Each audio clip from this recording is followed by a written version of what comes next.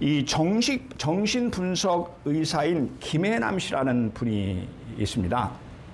그녀는 20년 이상을 파킨슨 병으로, 여러분 아시죠? 얼마나 고통스럽고 힘든 병인지, 이 고생스럽게 살면서도 감사를 잃지 않았습니다. 오히려 고통은 은혜요 축복이다 이렇게 말하면서 많은 사람을 위로하는 삶을 살고 있습니다. 그녀는요, 사랑의 실체에 대해서 이렇게 말씀합니다. 그러니까 사랑의 본질이 무엇이냐? 사랑이란 생각보다 과거와 매우 단단하게 연결되어 있다. 우리가 운명적인 사랑이라고 믿어 의심치 않는 그 사람에게 첫눈에 빠져들 수밖에 없었던 데는 이유가 있다. 운명적 사랑이란 다른 말로 말하면 조건적으로 빠져드는 사랑이다. 예, 이런 말을 했어요. 모든 사랑에는 마땅한 이유가 있다고 합니다. 그래서 조금만 들여다보면 금방 드러난다는 것이죠. 그러니까 사람들이 말하는 운명적인 사랑이라는 것도 사실은 예의가 아니라는 것입니다. 그것이 외로움 때문에 그랬든지, 아니면 이상형이라 그랬든지, 아니면 능력이 있어서든, 대부분의 사람들의 사랑은 조건이 결부되어 있다는 것입니다. 여러분, 그러다가 그 조건이 맞지 않아서 틀어지면 어떻게 되나요? 결국 이별을 하게 된다는 것입니다. 그래서 이 스위스 출신이면서 한국 사람이 가장 좋아하는 작가 중에 하나인 알랭드 보통이라는 분은 이렇게 말했어요. 사랑은 늘 기적으로 와서 불행으로 나간다. 그러니까 처음에 사랑은 마치 기적적으로 오는 것처럼 보이지만 실상 그렇지 않다는 것이죠. 무언가 어떤 이유나 조건 때문에 하는 사랑이기 때문에 결국 불행으로 끝나기가 쉽다는 그런 의미입니다. 그렇다면 여러분, 하나님의 사랑은 어떤 것입니까? 오늘 본문을 통해서 우리에게 말씀하시는 하나님의 사랑은 어떤 것입니까? 19절에 보니까 하나님은 우리를 먼저 사랑하셨다고 말씀합니다. 우리가 사랑하면 그가 먼저 우리를 사랑하셨습니다. 우리가 하나님을 사랑하는 것은 어떻다고요? 하나님께서 먼저 우리를 사랑하셨기 때문이다. 이렇게 말씀하시죠. 여러분, 하나님께서는 우리를 먼저 사랑하셨다고 합니다. 그렇다면 이 먼저 사랑이라는 것이 구체적으로 어떤 것인가? 첫째는요, 조건이 없는 사랑입니다. 우리가 먼저 하나님을 사랑한 것이 아닙니다. 오히려 하나님께서 우리를 먼저 사랑해 주셨습니다. 이 구절에서 먼저, 굉장히 중요한 핵심 단어죠. 이 말의 뜻은 앞서다, 좀 더 빨리, 혹은 시간적으로 순서적으로 앞선 행동을 의미합니다. 그러니까 우리가 사랑하기 전에 하나님께서 먼저 우리를 사랑하셨다는 뜻입니다. 말씀드린 대로 세상의 사랑은 모두가 조건적인 사랑입니다. 서로의 조건이 맞아야 시작이 되고 유지되는 그런 사랑입니다. 반대로 조건이 맞지 않으면 끝이 납니다. 그렇죠? 하지만 하나님의 사랑은 우리가 어떻게 하는 것을 보고 나신 후에 사랑하는 것이 아닙니다. 조건과 상관이 없이 우리를 먼저 사랑하셨습니다. 바로 이것이 우리를 향한 하나님의 먼저 사랑입니다. 예를 들어 볼까요? 아브라함은요 갈대아 우르에서 그의 아버지를 따라서 우상을 섬기며 살았습니다. 그러니까 그의 아버지가 우상장사였어요. 당시에 그는요 하나님을 알지 못했습니다. 그런 아브라함을 하나님께서 찾아가셨습니다. 아브라함은 하나님을 사랑하지 않았으며 심지어 하나님에 대한 믿음조차 없는 그를 하나님께서 사랑하심으로 찾아주신 것입니다. 이처럼 하나님은 조건 없이 아브라함을 사랑하셨습니다. 세상 사람들은 조건이 맞아야 사랑합니다. 그렇죠? 하지만 하나님은 우리가 태어나기도 전에 먼저 사랑하셨습니다. 사실 사랑을 받을 만한 것이 전혀 없음에도 불구하고 사랑해 주신 무조건적인 사랑입니다. 이것이 우리를 향한 하나님의 먼저 사랑입니다. 아멘. 여러분, 먼저 사랑해 주신 하나님의 사랑은 구체적으로 어떤 것일까요? 첫째는 조건이 없는 사랑입니다. 그리고 두 번째는요, 연약한 모습을 그대로 품어주시는 아가페의 사랑입니다. 로마서 5장 6절의 말씀입니다. 우리가 아직 연약할 때에 기약대로 그리스도께서 경건하지 않는 자를 위해서 죽으셨도다. 우리가 연약할 때 하나님께서 우리를 위해서 죽으심으로 우리를 구원해 주셨다. 이제 그런 의미를 담고 있죠. 하나님은 우리가 아직 연약할 때 사랑하셨다고 말씀합니다. 우리가 아직 죄인 되었을 때 우리를 사랑하셨습니다. 우리가 하나님과 원수 되었을 때 우리를 사랑하셨습니다. 즉 우리에게는 흠이 있고 단점이 있고 허물이 많았습니다. 그럼에도 불구하고 하나님은 모든 연약함을 덮으시고 품어주시며 우리를 사랑하신 것입니다. 여러분, 우리가 어려울 때 누군가 함께 해주는 것, 그것은 큰 힘이 됩니다. 그렇죠? 그런데 제자들은 예수님이 잡히셨을 때 그분을 버리고 다 도망을 칩니다. 우리 같으면 어떻게 했을까요? 이 의리도 없는 놈들, 내가 힘들 때 나를 버리고 다 도망을 가? 이놈들 어디 한번 두고 보자, 이렇게 했을 것 같은데 예수님은 그렇게 하지 않았습니다. 예수님은 그들의 연약함을 지적하지 않으셨습니다. 그들의 실수를 탓하지 않으셨습니다. 그들의 단점과 허물을 책망하지 않으셨습니다. 그들의 배신을 정죄하지 않으셨습니다. 오히려 예수님은 갈릴리 바다에서 밤을 새며 고기를 잡고 돌아온 제자들을 찾아오셨습니다. 그리고 주님은 한마디의 책망도 하지 않으셨습니다. 오히려 따뜻한 조반을 차려주시고 그들을 맞이해 주셨습니다. 예수께서 이르시되 와서 조반을 먹으라 하시니 제자들이 주님이신 줄 아는 고로 당신이 누구냐 감히 묻는 자가 없더라. 예수께서 가셔서 떡을 가져다가 그들에게 주시고 생선도 그와 같이 하시니라. 요한복음 21장 12절 13절의 말씀입니다. 그렇습니다. 예수님은 제자들의 허물을 지적하고 정죄하는 대신 그들의 연약함을 덮어주셨습니다. 그들의 연약함을 품으시면서 사랑해 주셨습니다. 여러분, 엄마는요, 갓난아기가 똥을 싸고 오줌을 싸는 것을 탓하지 않습니다. 그렇죠? 아기의 연약함을 다 이해하고 사랑해 줍니다. 마찬가지로 주님은 제자들을 그렇게 품으시고 사랑해 주셨습니다. 사랑하는 여러분, 이렇게 연약한 우리의 모습을 그대로 품어주시는 아가페의 큰 사랑이 하나님이 우리에게 보여주신 먼저 사랑입니다. 그렇습니다. 하나님이 우리에게 주신 먼저 사랑은 조건 없이 우리를 사랑하시는 아가페 사랑인 줄로 믿습니다. 대가 없이 우리를 사랑하시는 아가페의 사랑인 줄로 믿습니다. 이 연약함을 그대로 품어주시는 아가페의 사랑인 줄로 믿습니다. 아멘. 그렇다면 하나님은 왜 우리를 먼저 사랑해 주셨나요? 하나님의 사랑이 먼저 사랑했다고 우리에게 말씀합니다. 그런데 왜 하나님은 우리에게 먼저 사랑을 하셨냐는 거죠? 하나님은 사랑이시기에 우리를 먼저 사랑하셨다고 말씀합니다. 본문 16절입니다. 우리 같이 천천히 읽겠습니다. 시작. 하나님이 우리를 사랑하시는 사랑을 우리가 알고 믿었노니 하나님은 사랑이시라. 사랑 안에 거하는 자는 하나님 안에 거하고 하나님도 그의 안에 거하시느니라. 아멘. 하나님은 사랑이시라 이렇게 말씀하시죠. 그러니까 하나님은 사랑하시는 분이 아니라 사랑 그 자체라고 합니다. 사랑 덩어리라는 뜻입니다. 그래서 우리를 먼저 사랑하셨다고 하죠. 그래서 우리를 아무 조건 없이 사랑하셨다고 합니다. 하나님 자신이 사랑이시기 때문에 우리를 끝까지 사랑하신다는 말씀입니다. 여러분 아멘입니까? 소에게는 젖이 나오고 그 젖으로 우유를 만들어서 사람에게 제공합니다. 그렇죠? 또한 양에게는요, 털을 깎고 우리는 그 털로 옷이나 따뜻한 이불을 만듭니다. 마찬가지로 하나님 스스로가 사랑이시기 때문에 그 사랑이 흘러 넘쳐서 먼저 우리를 사랑해 주신 것입니다. 아멘. 2세기의 역사학자였던 셀서스라는 사람이 있습니다. 그는 자신이 쓴 진실한 담화라는 책을 통해서 기독교를 비판한 사람입니다. 그는 이렇게 말했습니다. 기독교인들은 논리와 상식을 벗어난 사람들이다.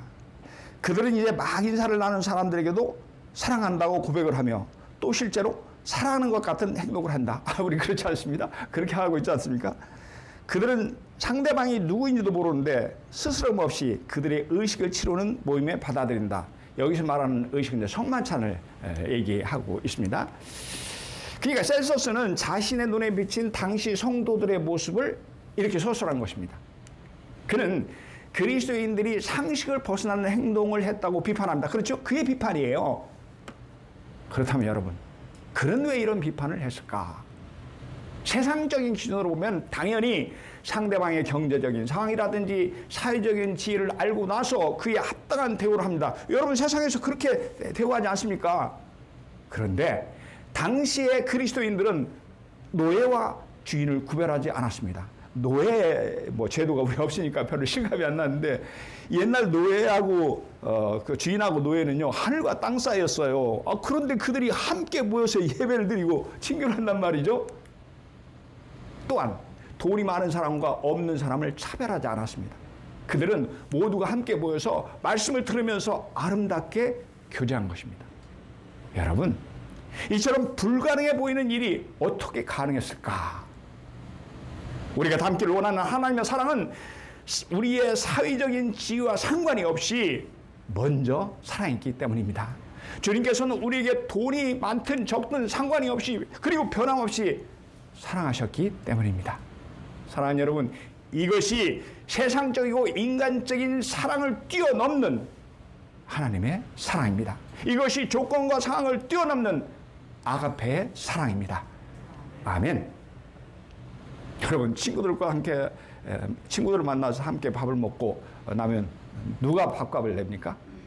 보통은 성질이 급한 사람이 낸다고 합니다.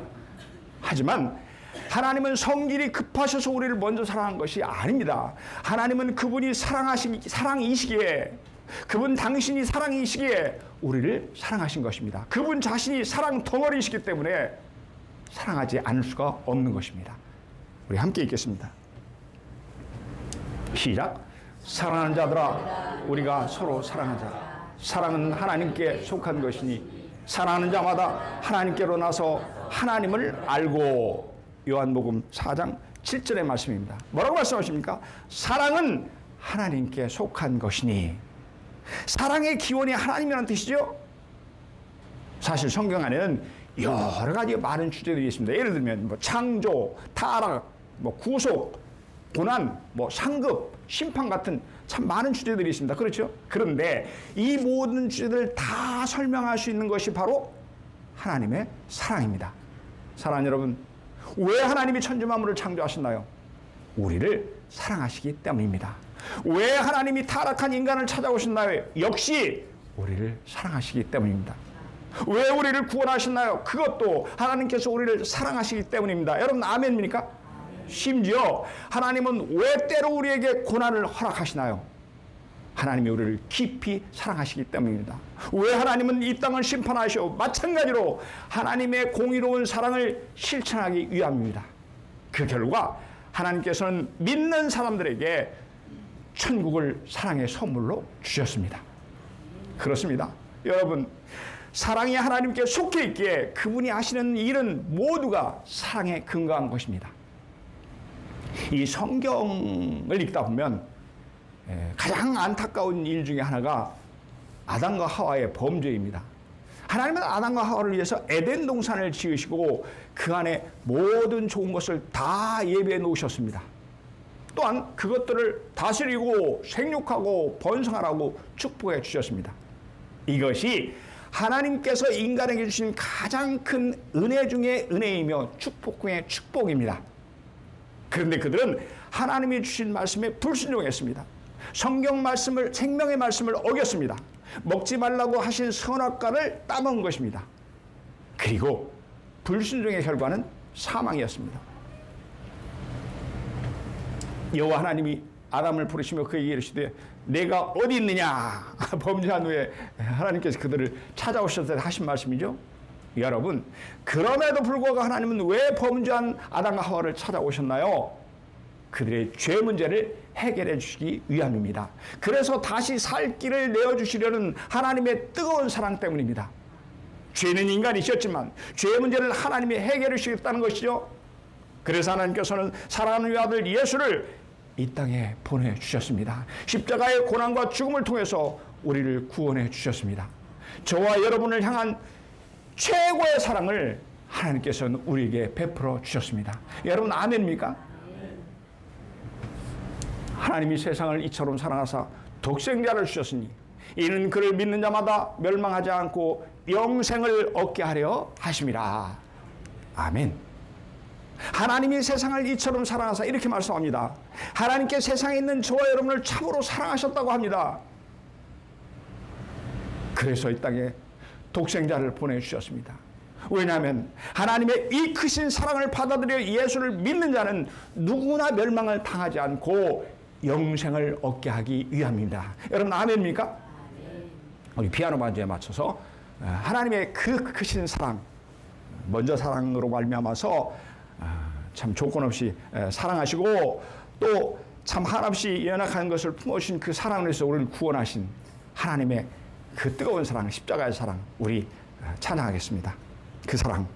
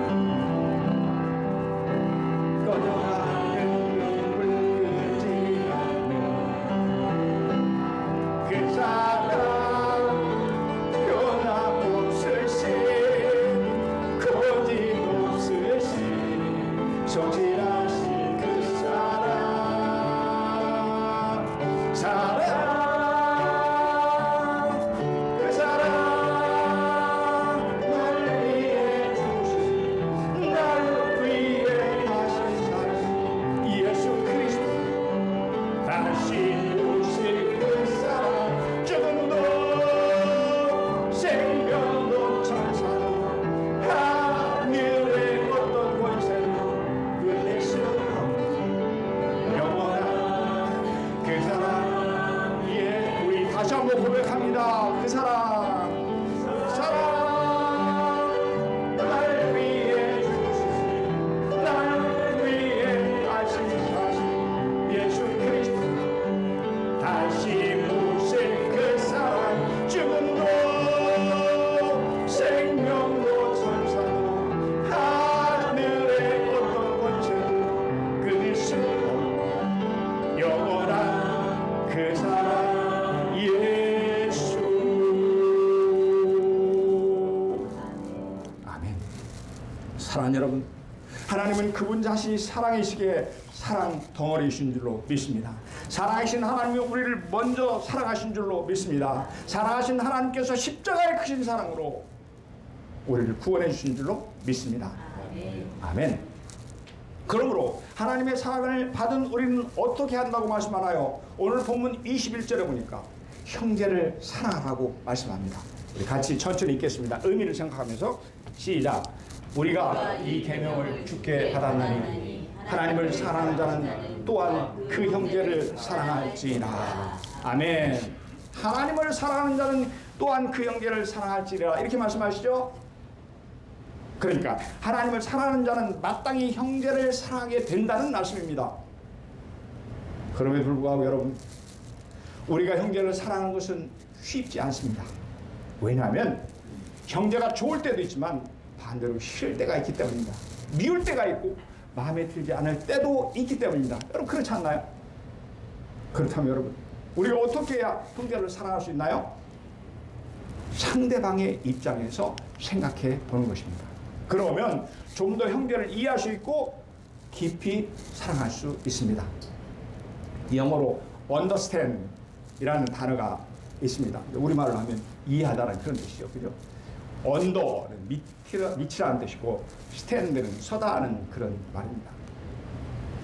그러니까 상대를 이해하기 위해서는 어떻게 한다는 거예요? 상대 밑으로 들어가야 한다는 것입니다. 상대의 입장에 서서 살펴보아야 비로소 진정으로 상대를 이해할 수 있다는 의미입니다. 참으로 깊은 뜻이 담겨있는 단어라는 생각이 듭니다. 또한 한자성어로 역지사지라는 말이 있습니다. 역지사지. 무슨 뜻이죠?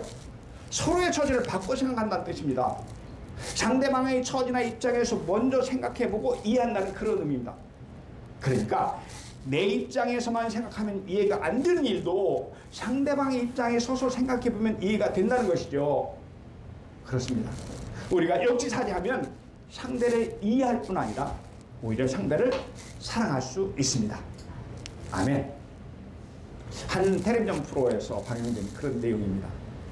어떤 제주 해녀가 강원도로 시집을 왔어요. 그리고 그 동네에서 정착하며 살아가는 그런 이야기를 다큐멘터리로 이렇게 해준 거예요. 이 제주 해녀는 한때는 물질을 잘하는 최고의 베테랑이었습니다. 여러분 잘 아시죠? 해녀에게 가장 중요한 것은 물질입니다. 물질을 어떻게 얼마나 잘하느냐. 그 말에는 물질하는 자들이 여럿이 있었는데 나이가 많은 해녀는 막내 해녀와 매우 돈독한 그런 사이였습니다. 두 사람은 이웃이면서도 친언니, 친동생처럼 가깝게 지냈습니다. 왜냐하면 베테랑인 언니 해녀가 20살 이상이나 차이 나는 그 막내 해녀의 물질을 코치하면서 도와주었기 때문입니다. 둘은 정말 다정하게 지냈습니다. 항상 언니 동생 하면서 격이 없이 지냈습니다. 그러다 어느 날 두 사람에게 금이 가는 일이 생깁니다. 그날 또 둘은 함께 물질을 나갔습니다. 언니 해녀는 나이가 많아서 물에 들어가지는 않고 이 막내 동생을 배에서 코치합니다. 그날은 파도가 거세게 몰아쳤습니다. 이 베테랑 언니는 이리저리 코치를 합니다. 이쪽 방향이야, 저쪽 방향이야, 절이 들어가야 전복도 있고 문어도 있어. 그런데요, 그날따라 막내인 동생은 언니의 코치가 마음에 들지 않았습니다. 해녀 경력이 1, 2년도 아니고 자기도 30년 넘게 물질을 해왔는데 마치 자기를 어린애 취급하면서 하나하나 코치하는 것이 싫어졌습니다. 그러자 동생은 화가 나서 언니가 지시하는 방향이 아닌 엉뚱한 방향으로 물질을 해나갑니다. 그때 배에서 언니가 고함을 칩니다. 거기로 가면 위험해, 죽는 수가 있다고. 겁도 없이 저것이 파도에 실려 죽을 수가 있다니까 하면서 고함을 질러댑니다. 하지만 동생은 아랑곳하지 않고 작업을 합니다. 나도 이제 알 만큼 아는데 왜 저렇게 어린애 취급을 하냐. 그러면서 두 사람은 몹시 감정이 상했습니다.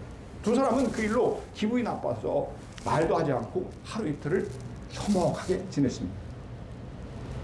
3일째인가 두 사람은 서로 신경이 쓰입니다. 언니는 언니대로, 동생은 동생대로 밤잠을 설칩니다. 그러다 동생이 생각합니다. 언니가 간섭하고 고함을 치는 것은 다 나를 위해서 그런 건데 내가 위험을 당할까 봐 그렇게 소리를 치는 것인데 하면서 언니의 입장을 생각해 봅니다. 그러자 동생은 언니에게 무척 미안하다는 생각이 듭니다. 그런가 하면 언니는 언니대로 생각을 합니다. 동생의 입장에서 생각을 해본 것이죠. 내가 참 너무 심했지.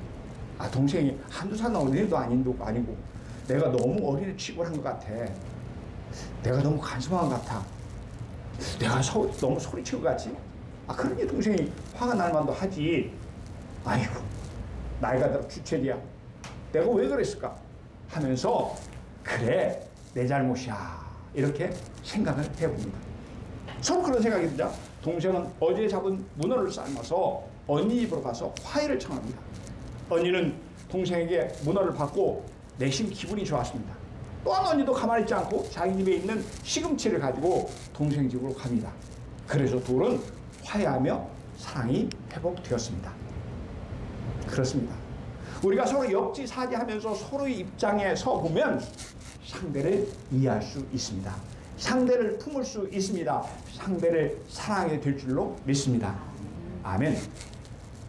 이 초대교회 당시 플리니는 소아시아 지역 비두니아의 총독이었습니다. 그가 당시 로마의 황제였던 트라이안에게 보낸 보고서 형식의 편지가 역사적인 문헌으로 남아서 보관되어 있습니다. 이런 내용입니다.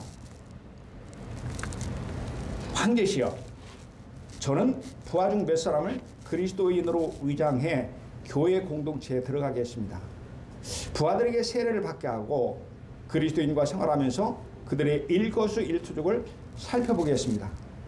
그들의 보고에 따르면 그리스도인들은 밤이든 낮이든 모일 때마다 그들의 신인 예수 그리스도를 노래한다고 합니다. 그러니까 우리가 찬양하는 것을 그렇게 복으로 한 거죠.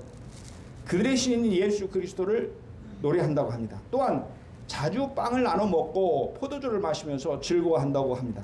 이건 뭘 그렇게 보고 있을까요? 우리 성찬 시간 그걸 보고 이제 그렇게 복을 한 거죠. 참으로 이해할 수 없는 것은 그들이 자신들을 괴롭히는 자들을 위해서도 기도한다는 것입니다. 황제시여, 그들은 로마 관리들과 황제 폐하를 위해서 기도하고 있습니다. 한 가지 분명한 사실은 그들이 서로 사랑하고 있다는 것입니다. 한 가지 분명한 사실인데요, 황제시여, 그들은 서로 사랑하고 있습니다. 그렇습니다, 여러분. 예수를 믿지 않는 자들이 보았을 때 예수 믿는 사람들의 특징이 무엇입니까? 형제를 사랑하는 것입니다. 사랑할 수 없는 사람까지도 품고 사랑하는 것이 그리스도인들입니다. 1세기 예수님 승천하시고 나서 바로죠. 1세기 그리스도인들이 숨어 지내던 카타콤의 어느 벽면에 이런 글이 있습니다. 잘 아시죠? 카타콤 지하동굴, 아주 끝도 없는 자칫하면 한번 들어가면 길을 잃어버리는 그런 카타콤에 이런 글이 적혀 있습니다. 우리는 서로 사랑함으로 천국을 경험한다. 우리는 서로 사랑함으로 천국을 경험한다. 어두고 스키찬 지하의 동굴에서 그들은 천국을 경험했습니다. 왜요? 그들은 서로 사랑했기 때문입니다. 초대교회 때 이런 뜨거운 형제사랑 때문에 교회가 불신자들에게 칭송을 받고 하나님께 큰 영광을 돌렸습니다. 사랑하는 여러분, 이러한 초대교회의 형제사랑의 모습은 오늘 우리가 어떻게 형제를 사랑해야 하는지를 잘 웅변해 주고 있습니다. 오늘 우리 그리스도인들이 왜 형제를 사랑해야 한다고 하나요? 하나님이 먼저 우리를 사랑해 주셨기 때문입니다. 사랑 자체이신 하나님의 크신 사랑을 우리가 이미 받았기 때문입니다. 그러므로 여러분은 하나님께 베푸신 그 사랑으로 형제를 사랑하시기 바랍니다. 형제를 사랑하는 그리 결코 쉽지는 않지만 상대방의 입장에서 생각해 본다면 그를 이해하고 너그럽게 품어 그를 사랑할 수 있습니다. 우리 함께 있습니다. 시작. 사랑하는 자들아, 하나님이 이같이 우리를 사랑하셨으니 우리도 서로 사랑하는 것이 마땅하도다. 아멘. 사랑하는 성도 여러분, 하나님께서는 우리가 받은 그분의 사랑으로 형제를 사랑하고 가족을 사랑하는 자를 통해서 큰 영광을 받으십니다. 뿐만이 아니라 우리 가정에 웃음꽃이 피어나게 해주실 줄도 믿습니다. 우리의 삶과 우리의 인생에 행복의 꽃이 활짝 피어나게 해주실 줄로 굳게 믿습니다. 아멘.